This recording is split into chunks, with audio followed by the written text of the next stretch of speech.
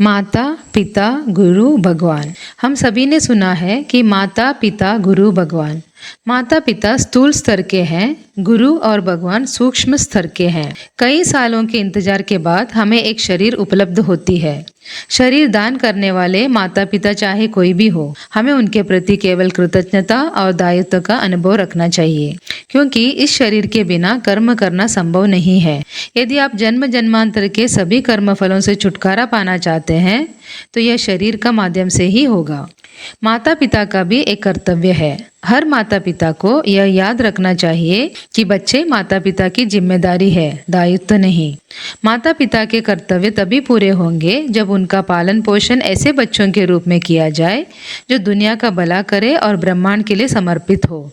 इसके लिए या तो माता पिता स्वयं आत्मज्ञानी होना चाहिए या एक आत्मज्ञानी गुरु की तरह गुरु तत्व के अक्षरशः अनुसार जीना चाहिए।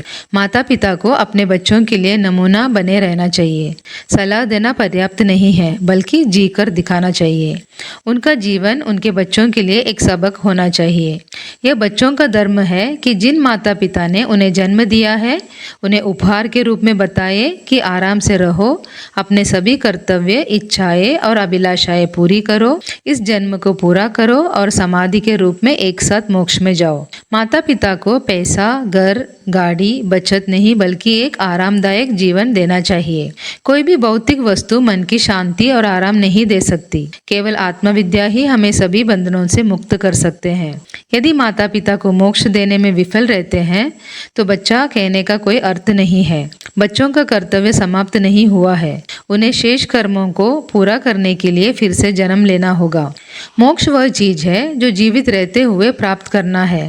मोक्ष मृत्यु के बाद पितृकर्म से प्राप्त करने का विषय नहीं है। मोक्ष वो अवस्था है जहाँ हम किसी से लगाव भी नहीं रखते और दूर भी नहीं रहते, जैसे अरबी के पत्ते पर पानी की तरह। किसी भी चीज से लगाव के बिना, बिना इच्छाओं के, आत्म आनंद के साथ जीने की अवस्था है मोक्ष।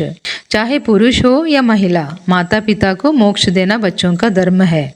एक ब्रह्मज्ञानी गुरु हमें ब्रह्मांड से जोड़ते हैं। हमारे भीतर चमकने वाले ज्ञान, आत्म चैतन्य को पहचान कराता है, हमें उस तक पहुंचने का रास्ता दिखाता है और हमें यह महसूस कराता है कि हम अपने भीतर कौन है। आपको और मुझे यह विश्वास दिलाकर कि इस ब्रह्मांड में सभी चीजें एक ही ज्ञान है, हमें यह पूरा ब्रह्मांड हमारे भीतर होने का अनुभव दिलाकर हमारे भीतर के अज्ञान रूपी अंधकार को दूर करा के और हमें उस प्रकाश जो ज्ञान है उससे भर दिया जाता है। गुरुदेव के स्वयं के शब्दों को उद्धृत करते हुए, ज्ञान ही ईश्वर है। यह एक अनुभवात्मक स्तर है, इसे शब्दों में वर्णन करना संभव नहीं है। ईश्वर का अनुभव केवल एक ब्राह्मण गुरु के माध्यम से ही किया जा सकता है। माता पिता और गुरुओं के आशीर्वाद से भले ही कुछ ना हो, हम शांति से रह सकते हैं, जैसे कि हमारे पास सब कुछ है।